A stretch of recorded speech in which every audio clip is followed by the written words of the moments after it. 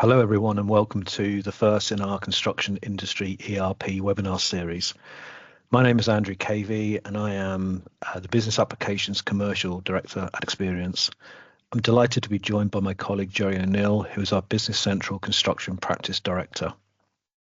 We're both excited to have the chance to present to you today and showcase a product that Gerry and I first started working together some 12 years ago when we designed our Contracts365 solution. At the end of the session, we'll have 5 minutes for questions. So if any of you want to ask any questions, could you please add these into the chat on the session, and Gerry and I will pick these questions up at the end. If we don't have time to answer all the questions on the webinar, we will send out responses afterwards. Before we introduce our webinar series, I'd like to explain that our Contracts365 solution is based on Microsoft Dynamics Business Central. For those who don't know, Business Central is Microsoft's ERP solution for small and medium-sized businesses. Selecting Microsoft and Business Central as the foundation of your IT systems is so important. We'd just like to take a few minutes to explain why we believe this. First of all, the system has exceptional functionality. It's really functional rich, particularly around the financial modules, which are key within our Contracts365 solution. The system is 100% cloud-based, so there's no need to reinvest and maintain cloud or physical servers, and you don't have expensive upgrades to contend with.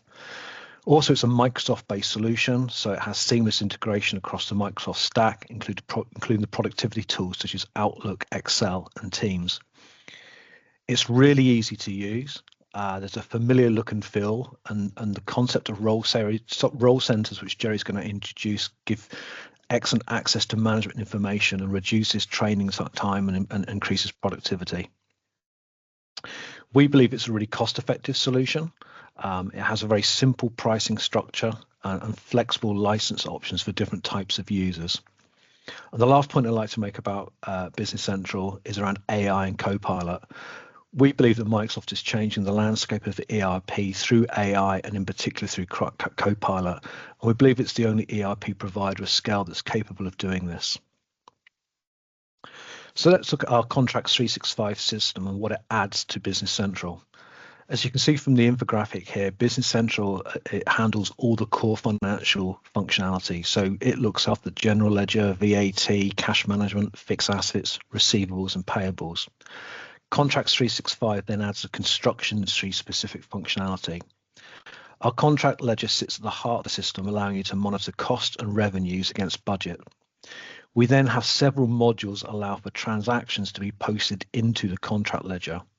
These cover contract sales, subcontractor management, procurement, internal external plant, and then timesheets and payroll. We then have month-end CVR routines to help review and manage a contract's performance. All of this is designed to be delivered in a single, fully integrated system, and that's what Gerry's going to showcase to us today. So I'd like to introduce our construction industry webinar series. Today, this session is going to be around managing construction projects in Microsoft Business Central and giving an overview of Contracts365. In the future, we'll then be running sessions around managing your subcontractor supply chain, automating procurement for construction projects, automating timesheet recording, and also looking at how AI is changing and shaping ERP. So please look out for these future sessions. So what are we going to cover today in today's session? We're going to give a very high-level overview of Contracts365, focusing on the contract ledger. We want to show you how Microsoft Business Central role centers can help give users access to the important information they need to help fulfill their roles. We'll also look at the key functionality within the system. Most importantly, we'll show you how we can give users access to live information on contract performance and access the data that they need. So at this stage, I'm going to hand over to Gerry to show you Contracts365. Thanks, Gerry. Hi there, my name's Gerry O'Neill and I'm the Construction Practice Director within Xperience. I'm going to start off by giving a very brief overview of our QS Role Centre, which basically sits within Business Central. As you can see, The role center itself is the home screen, so it's effectively where you would log into and see all your pertinent information depending on your user type. Most companies would typically have 6 to 8 role centers, which would cover finance, procurement, site managers, and commercial teams. Each user can have personalized screens within here, so they can basically access pertinent information to their role. So for example, in this particular role center, we can see the main menu structure within Business Central. We've got our contracts ledger, contract sales, subcontractors, the plant ledgers and timesheets. We've then got shortcuts here. So these are shortcuts into parts of the system that the user wants to access very quickly. So for example, the QS I'm logged in wants to access their contracts. They maybe want to look at applications. They maybe want to get easy access to purchase orders. So they're all easily accessible within this QS role center. The other information you can see is around these headline information and cue cards, okay, and these are essential and work as part of the access within the system. So for example, a user can log in and see approvals. They can see drive processes that they have to access. So for example, timesheets and purchase orders might need approvals.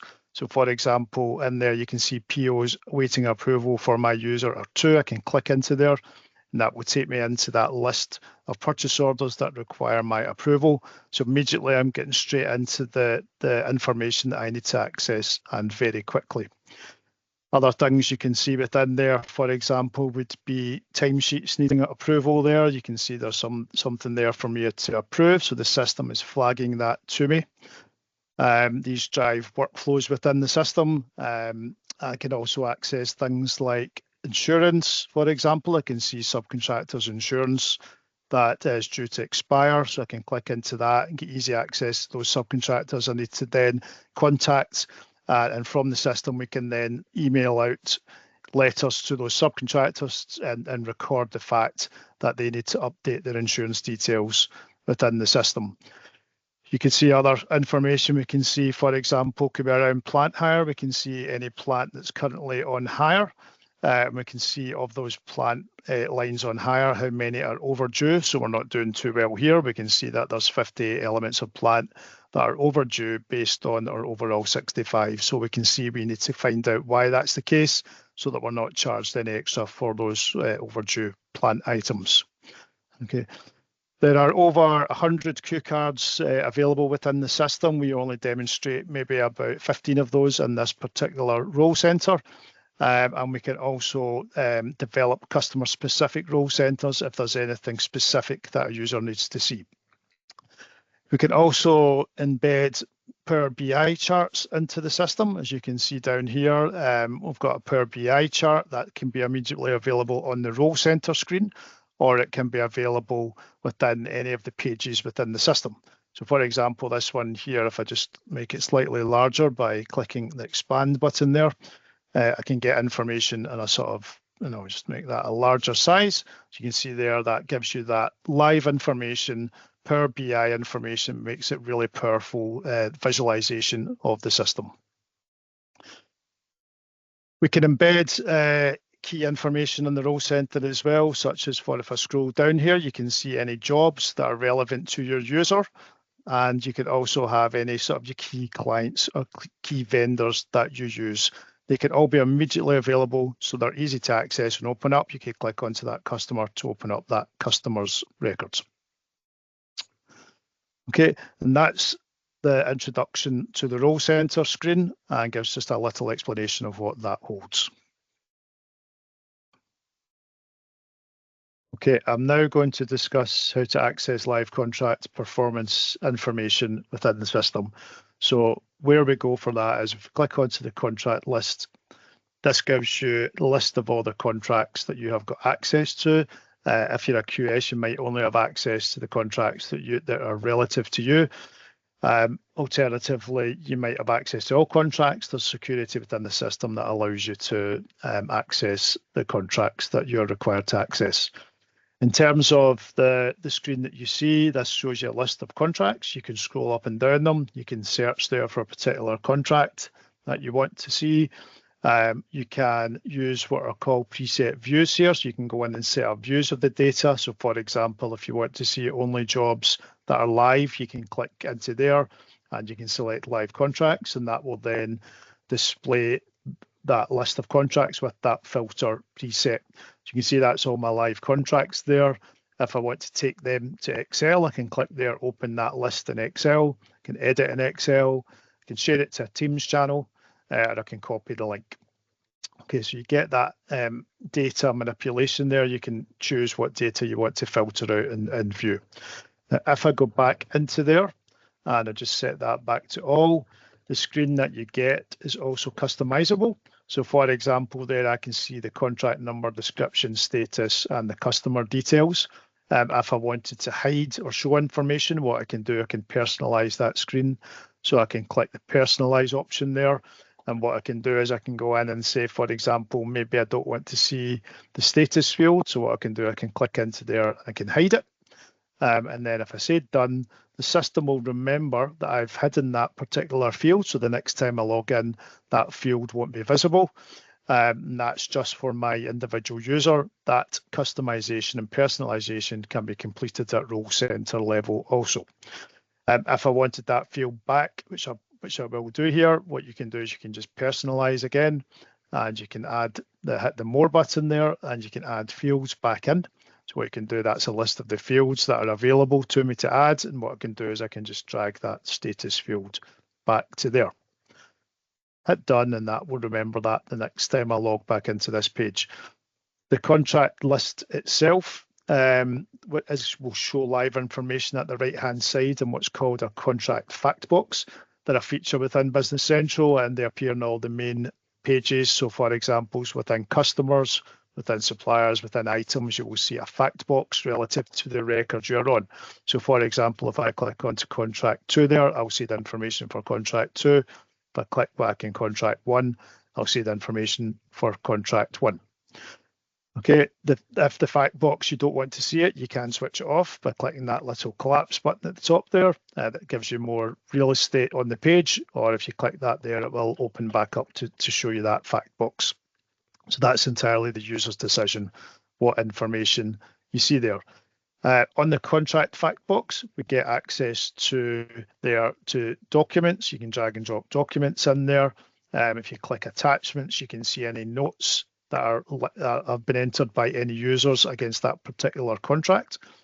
If I click back there to details and I scroll down, you will see information pertinent to that contract, and it's key information and it's all real time. So for example, if a purchase order was raised against that contract, it would automatically appear as part of that committed orders value there. Okay, there's no updates required. It's all real time and live information.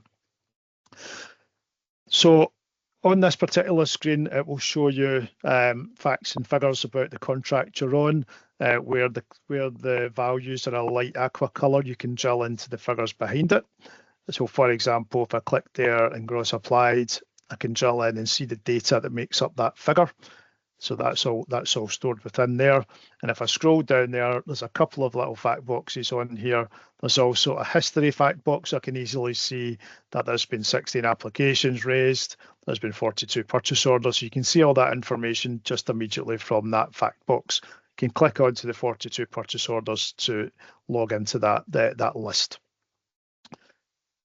Okay, in terms of what each of these things do, margins contain the margins for the contract you're on. So at the start of the contract, you will have an original margin there, that our tendered margin, that will never change throughout the life of the job. So that is set in stone and allows you to compare your actual figures against what you originally budgeted it for.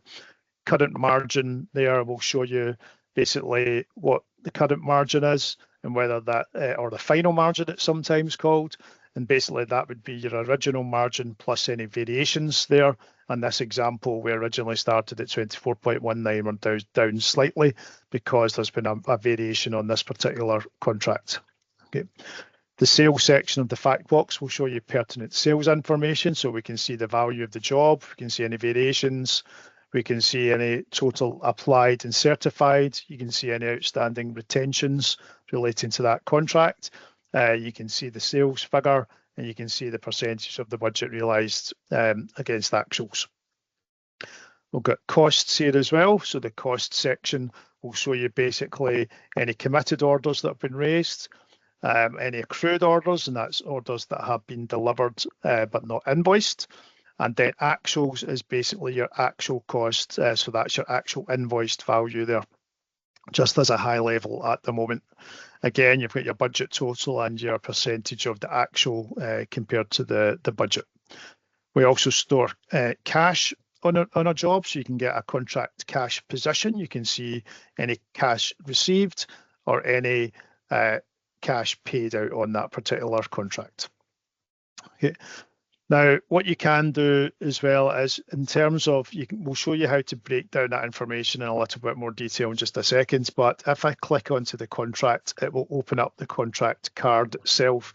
The contract card is made up of different sections. Okay, the general section contains general information. I don't have enough time to go through all these individual fields, but each contract has a contract number and a status. They're key fields. The status can determine whether the job can have postings attached to it. So, for example, if a job or contract is set to be completed, you might not want postings to take place. But if it's at practical completion stage, you might want some snagging costs to be allocated to the contract. So the system will allow for that. We've also got in this general section the invoicing method. Typically, it will be either direct invoicing or contract sales, or sometimes an amalgamation of both.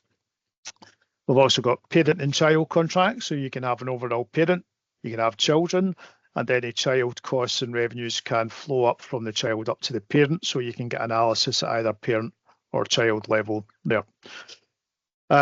We've also got, if I scroll down a bit, you get the client details there. Additional fields, what we've done is we've allowed in the system to have custom fields, so users can add custom fields to the system without requiring development. So we have the ability to add custom fields into the system here.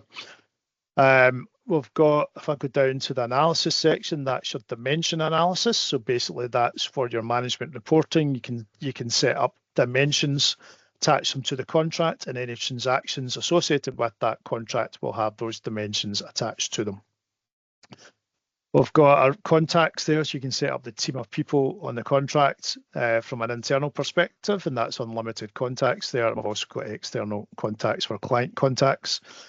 We've got default section in there, and basically the default section will allow you to allocate defaults to, for example, default retention and default main contractors discount are the two of the key ones within there. Won't go into all this information here, but if you want to analyze the contract in any shape or form, what you can do is you can basically go in and you can analyze the costs and sales on a contract. There's a couple of ways to do that. If I go to the actual costs here, for example, showing a total figure there, 266,000. If I drill into here, we can use the analysis function built into Business Central to analyze that data.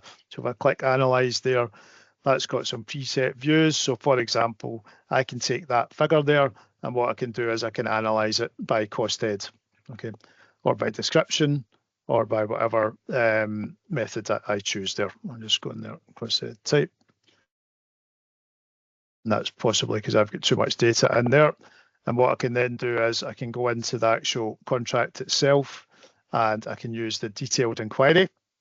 And if I click into that there, you can then get a breakdown of the costs by cost head. Okay, so if I just come down to here, and we'll show that. So that's basically breaking down our costs. They're rolled up there into the different types, but I can open up there my materials, for example. I can open up my labour.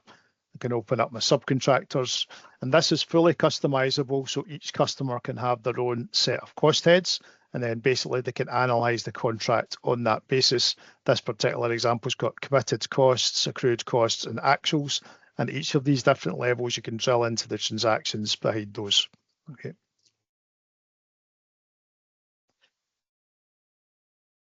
So in terms of that, if I just close out of there, you can, other thing to say within this particular section is you can also have budgets, and you can analyze your actuals against budgets and see the variance there within there. So I'll just come out of that page there, and that completes the overview of the contract. Okay, what I'm planning to discuss just now is the contract sales ledger. That's key functionality within the system that allows you to record basically contract sales applications and certificates. I've got a brief look at that. Then I'll show you the subcontractor management side of the system, and then we'll have a brief chat on procurement. Okay, I'm going to briefly discuss some of the key functionality within the system. We've got within contract sales ledger, we have got an application and certificate list. This will basically list each contract, and you immediately get visibility of the gross applied, gross certified, any outstanding retentions immediately on screen there. This particular part of the system is really dependent on the setup within the contract sales ledger. There's lots of different ways to run the system. If I click onto this contract here, you'll basically, and if I make that the full size so we get visibility of it, that will show us the applications there that have been raised against this contract. And also down at the bottom part of the screen, we can see the certificates that have been raised. So on that one screen, you get the full visibility of what you've applied for and what the client has agreed and certified. Also on this screen, when you're applying, you can either apply summary level, so you can just apply like a gross figure, or what you can do is you can apply against the sections or the values of the job. So if you go into there, you'll see there this job is made up of various different elements, and we can go in and apply by percentage or value against each of those individual elements. The documents you can produce can be customer facing, so we can print summary and detailed applications and also produce invoices or self-bill invoices from the system. That's a very brief look at the contract sales ledger. In terms of subcontractors, we've got subcontractor management. Their subcontractor system has been recognised with HMRC, so we've went through a process of having that and working with HMRC and ensuring the functionality allows us to do subcontractor verifications and the CIS return from the system. In terms of processing, we've got two main areas of processing within subcontractors.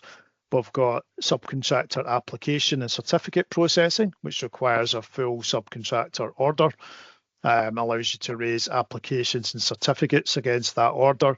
And then there's a full payment run where you can go in and record the labour materials split, and the system will calculate the CIS for us. So that's the sort of one process we have in subcontractors. The other process is a more straightforward invoicing process, where in effect you're raising a subcontractor purchase order, and then you're raising invoices against that particular order. Both systems can be used, so a lot of our clients will use certificates and invoice processing within the subcontractor management part of the system. Okay, we can handle subcontractor insurances, as we said earlier, in the role centre. So basically against each subcontractor, you can record any relevant insurance with expiry dates on there. And the other thing we can do is we can have approvals within the subcontractor ledger. So when you're raising an order, or whether you're raising an application or certificate, there's approval functionality built into the system to allow that. In terms of, I'm going to move on to other standard procurement. So basically the system will allow requisitions, orders, receipts, and so on, and invoicing, and allows the full committed and accrued cost part of the system to kick into play. If I go into a contract here and go into a contract list, you can raise standard POs, or you can do it against the actual contract itself, where you can set up the requirements required on that particular contract. Okay, so for example here, you can import in a bill of quants data against a contract and manage the procurement of these individual elements. They can be broken down into material, subbies, and plant. If I go into material requirements, for example, that will list the requirements for materials on this particular contract, and that manages the whole process around ordering. So you can raise quotes, orders, call off or blanket orders within there, and it will store dates when items are required for and so on, and it will record that full contract procurement functionality there. We can, within the system as well, not just have the material requirements, we've also got plant requirements. So you can have plant there, and we've got two plant ledgers. We have external plant and internal plant. External plant allows you to raise plant orders. The plant order will allow you to enter an order similar to a normal PO, but has plant functionality. So for example, you can have on there on-hire dates and off-hire dates. So you can track the plant and when plant is overdue. Other functionality we've got a timesheet module here, and timesheets can be processed either directly through the system, through timesheet batches, or we have a timesheet portal which allows employees to log into an external portal, enter the timesheets, and that flows back through into the system. And those timesheets can be entered from a phone, tablet, or laptop. The system can cater for both requirements there. We can integrate the timesheet batches with payroll. So for example, we have the ability, once you've created your timesheet, to export that to Sage Payroll, for example. Other functionality, we've got CVR ledgers. They're typically handled in 3 methods. We've got a simple process here, we've got a detailed CVR, and we've got an Excel-based CVR. The simple CVR, if I click on here and demonstrate that, that basically allows you to enter the month-end process, simple cost adjustments, WIP or sales adjustments against an individual contract, and it's an individual line per contract. That can have an approval process built into it, and that will allow you to then basically go in and make those simple adjustments to contracts. That can then create a reversing journal to post into the accounts at the month end if you desire that functionality. The other method we've got is a detailed CVR, which I won't be demonstrating today. The detailed CVR allows you to run a CVR process at cost head level, so you get into much more granular adjustments, and the system can cater for that as well. We also have clients using Excel-based CVR, where templates are created using Jet reports. Adjustments can be made on the Excel sheet, and then we can import those adjustments back in at the month end. That's me completed the demonstration. Thank you. Thanks, Gerry. I know how challenging it is to try and do an overview demonstration in the time that we had today, so thank you very much. We've got time for 2 or 3 questions here that have come through. First question is, how much does it cost? I'll answer that one. It's probably not the right time to get into sort of a granular, how much each license costs, but the system has flexible licensing. So there's 2 license types. There's what's called an essentials license, which is for anybody who needs full transaction processing. So typically anybody in finance, anybody, the QSs, etc., would typically have what's called an essentials license. We then have what's called a Teams license, and a Teams license is designed for anybody who only needs to view data in the system or maybe carries out things like approval. So it's like a low touch type license. Okay, and there's quite a price difference between those 2 licenses. So what we tend to do with customers is we tend to work out how many users they need across the system and work out then which license type best fits each user, so that we can come up with the most cost-effective way of licensing the system for companies. In terms of the sort of implementation costs, that really does vary depending on size of the business and the complexity of the requirements and how much of the system each customer actually wants to use. Some customers go in at the outset with quite a low touch use of the system to get them live, get them up and running, and then look to extend the use of the system in future phases. So it's probably something that we would need to get into on a case by case example. We're more than happy to give indicative pricing to anybody who would like it. Second question here is, what type of construction companies is your solution most suited for? Gerry, do you want to have a bash at that one? Yeah, I can answer that one. So we've got a variety of customers in different industries and of different size. For example, we have customers that turnover range of 3 million all the way up to 450 million. That in various industries. The system will handle for example, main contractors, general construction service companies, engineering companies, fit out companies, architectural facades, and house builders, for example. Basically, any company that manages jobs, subcontractors, and plant would be an excellent fit for Contracts365. Thanks, Gerry. Final question here, which is an interesting one, is somebody said, as well as having a construction division, we also have a facilities management division.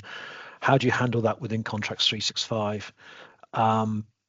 I guess the easiest answer to that is we probably wouldn't handle that within Contracts365. We also have another product called Service365, which is specifically designed for companies who have a field service or facilities management type requirement. So it sits alongside Contracts365, but it allows you to set up customers with sites with service contracts, which covers sort of the commercial terms like contract and SLAs, and it then allows you to have reactive and planned maintenance schedules.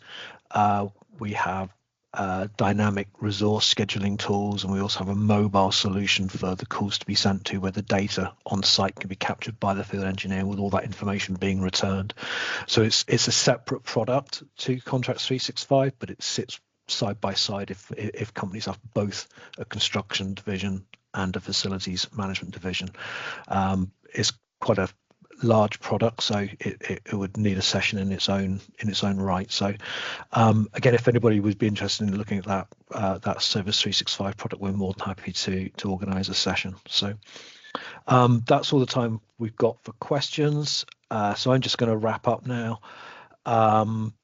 So you will receive an email with the recording of the webinar after today's session. If you would like to find out more, if you'd like to book a free consultation with one of our consultants, we're more than happy to arrange that.